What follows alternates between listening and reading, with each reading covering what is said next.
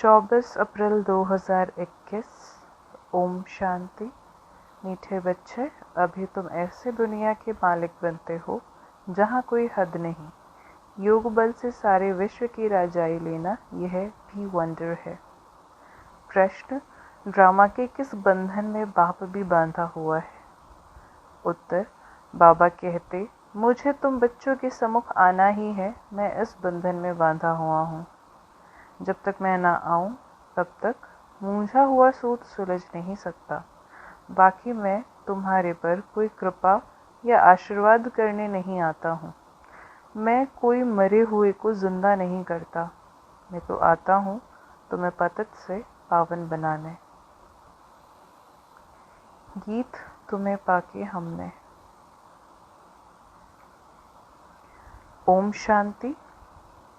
गीत के अक्षर सुन करके तुम बच्चों के रोमांच खड़े हो जाने चाहिए, क्योंकि सम्मुख बैठे हैं। सारी दुनिया में भल कितने भी विद्वान, पंडित, आचार्य हैं, कोई भी मनुष्य मात्र को यह पता नहीं कि बेहद का बाप हर 5000 वर्ष के बाद आते हैं। बच्चे ही जानते हैं। बच्चे कहते भी हैं, जैसा हूँ वैसा हूँ, तुम्हारा हूँ। बाप भी ऐसे कहते हैं, जैसे हो वैसे हो, मेरे बच्चे हो। तुम भी जानते हो, वह सब आत्माओं का बाप है। सब पुकारते हैं। बाप समझाते हैं, देखो रावण का कितना परछाया है।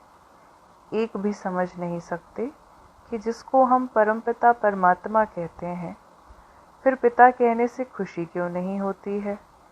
यह भूल गए हैं। वह बाबा ही हमें वर्षा देते हैं।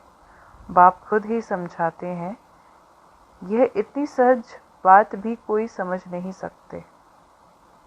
बाप समझाते हैं, यह तो वही है जिसको सारी दुनिया पुकारती है।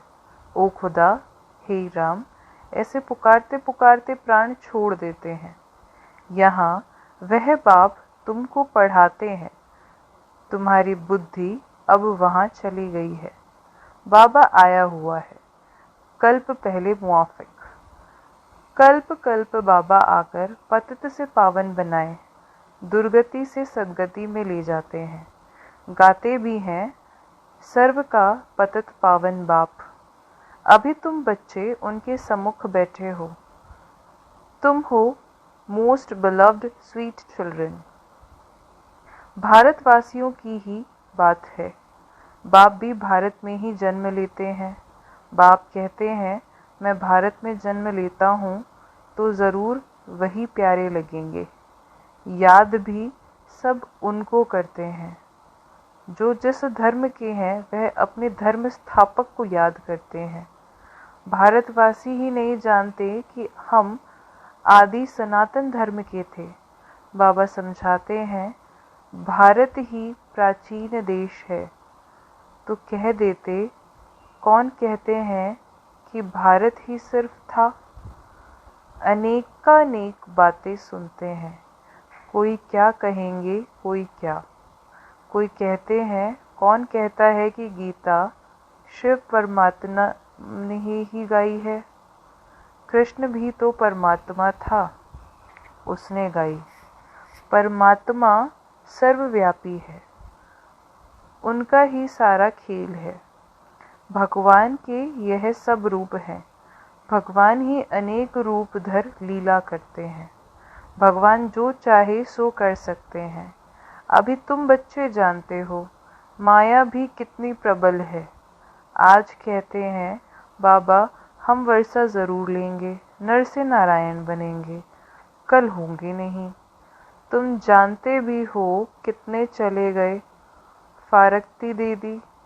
मम्मा को मोटर में घुमाते करते थे, आज है नहीं। ऐसे अच्छे अच्छे भी माया के संग में आकर ऐसा गिरते हैं जो एकदम नीचे पड़ जाते हैं।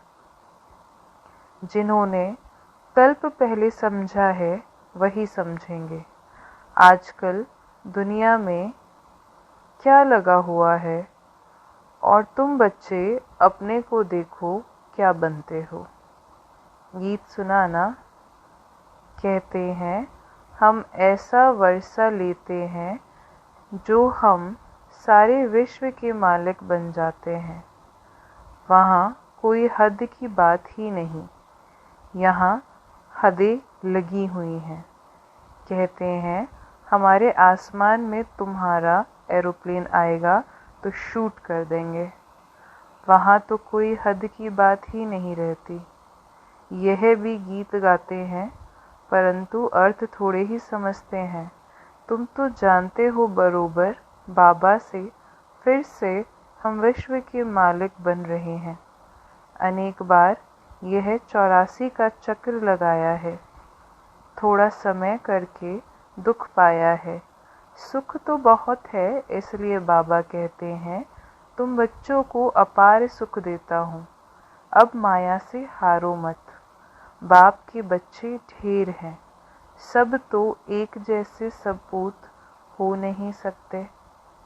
कोई को 5-7 बच्चे होते हैं, उनमें 1-2 कपूत होते हैं तो माथा ही खराब कर देते हैं, लाखों करोड़ों रुपया उड़ा देते हैं। बाप एकदम धर्मात्मा, बच्चे बिल्कुल चट खाते में। बाबा ने ऐसे बहुत मिसाल देखे हैं। तुम बच्चे जानते हो, सारी दुनिया इस बेहद बाप के बच्चे हैं। बाप कहते हैं मेरा बर्थ प्लेस यह भारत है। हर एक को अपनी धरती का कद्र रहता है। दूसरी कोई जगह शरीर छोड़ते हैं तो फिर उनको अपने गांव में ले आते हैं। बाप भी भारत में ही आते हैं। तुम भारतवासियों को फिर से बेहद का वर्षा देते हैं। तुम बच्चे कहेंगे हम फिर से 100 देवता विश्व के मालिक बन रहे हैं। हम मालिक थे, अब तो क्या हाल हो गया है, कहाँ से कहाँ आकर पड़े हैं। 84 जन्म भोगते भोगते यह हाल आकर हुआ है। ड्रामा को तो समझना है ना। इसको कहा जाता है हार और जीत का खेल। भारत का ही यह खेल है, इसमें तुम्हारा पाठ है। तुम ब्राह्मणों का सबसे उच्च पार्ट है इस ड्रामा में। तुम सारे विश्व के मालिक बनते हो, बहुत सुख भोगते हो। तुम्हारे जितना सुख और कोई भोग नहीं सकते। नाम ही है स्वर्ग, यह है नर्क। यहाँ के सुख काग विष्ठा समान है। आज लखपति हैं, दूसरे जन्म में क्या बनेंगे, कुछ पता थोड़ी ही है। यह है ही पाप आत्माओं की दुनिया। सतयुग है पुण्य आत्माओं की दुनिया। तुम पुण्य आत्मा बन रहे हो तो कभी भी पाप नहीं करना चाहिए। हमेशा बाप से सीधा चलना चाहिए।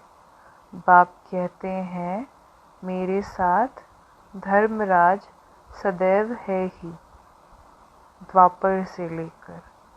सतयुग त्रेता में मेरे साथ धर्मराज नहीं रहता।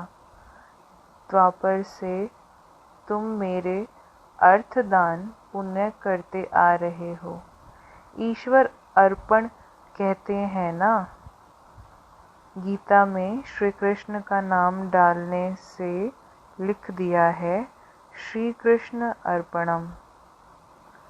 रिटर्न देने वाला तो एक बाप ही है, इसलिए श्री कृष्ण अर्पणम कहना रॉन्ग है। ईश्वर अर्पण कहना ठीक है। श्री गणेश अर्पण कहने से कुछ भी मिलेगा नहीं। फिर भी भावना का कुछ न कुछ देता आया हूँ सबको। मुझे तो कोई जानते ही नहीं है। अभी तुम बच्चे ही जानते हो। हम सब कुछ शिव बाबा को समर्पण कर रहे हैं। बाबा भी कहते हैं हम आए हैं आपको 21 जन्म का वर्षा देने। अभी है ही उतरती कला। रावण राज्य में जो भी दान पुण्य आदि करते हैं पाप आत्माओं को ही देते हैं।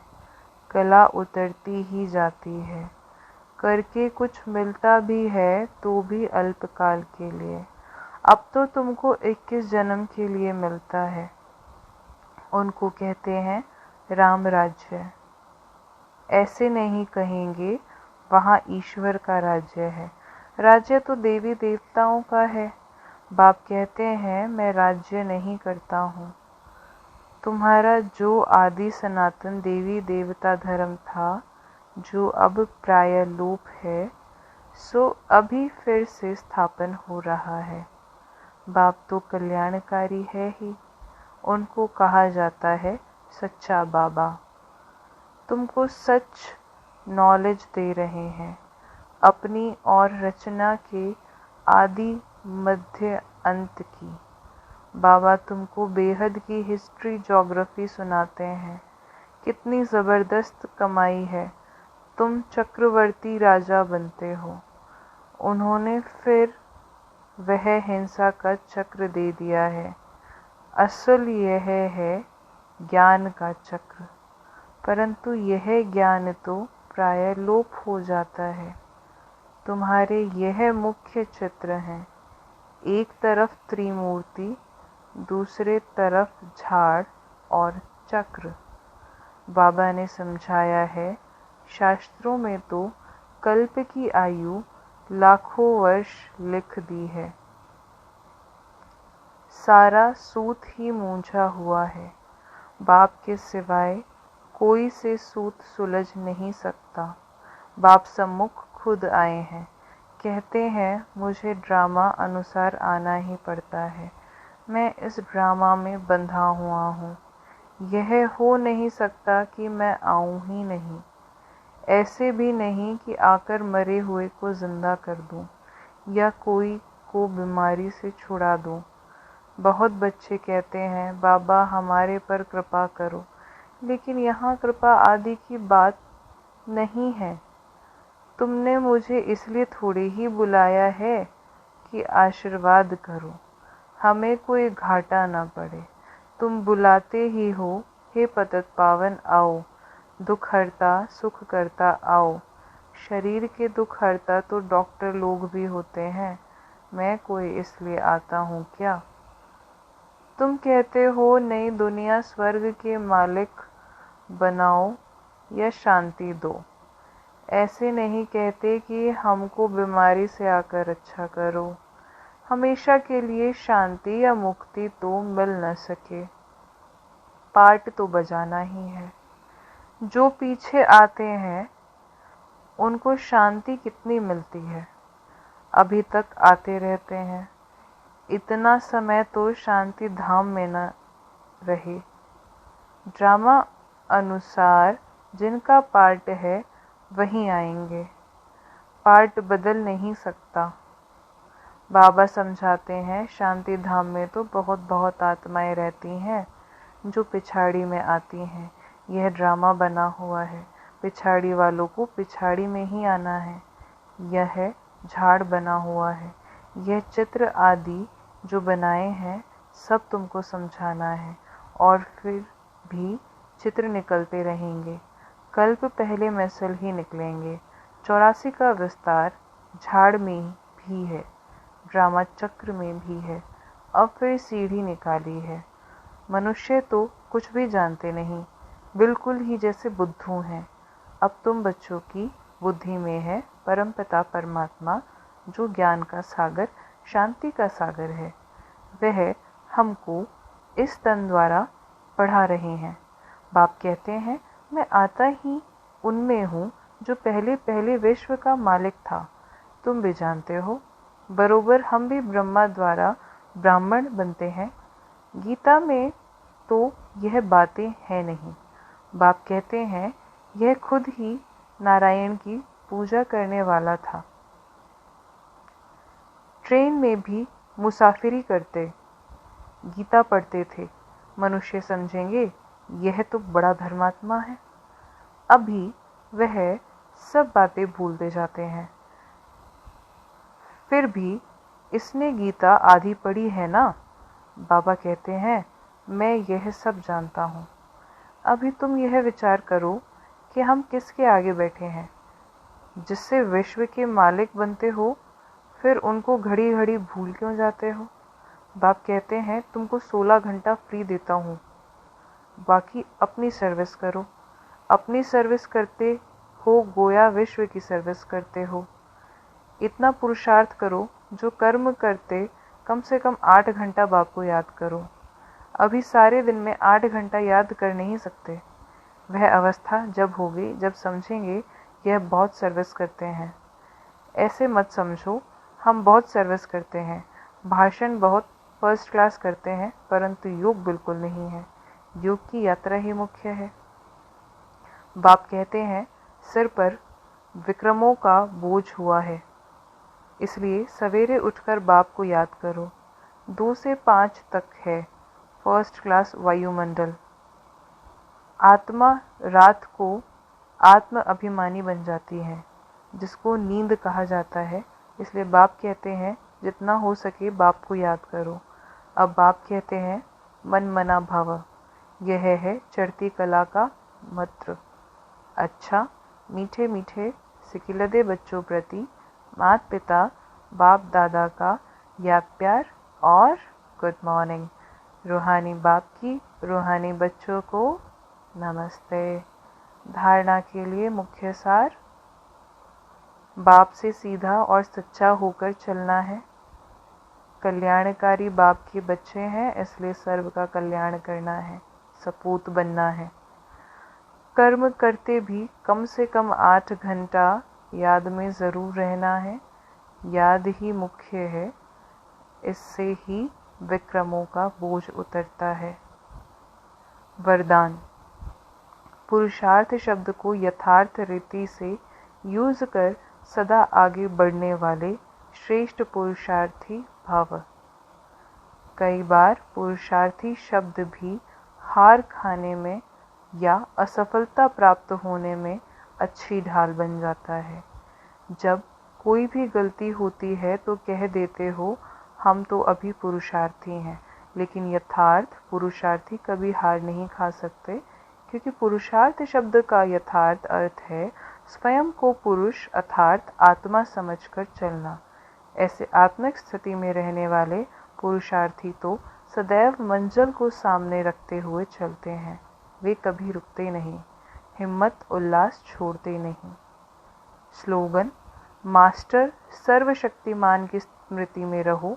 यह स्मृति ही मालिकपन की स्मृति दिलाती है। ओम शांति।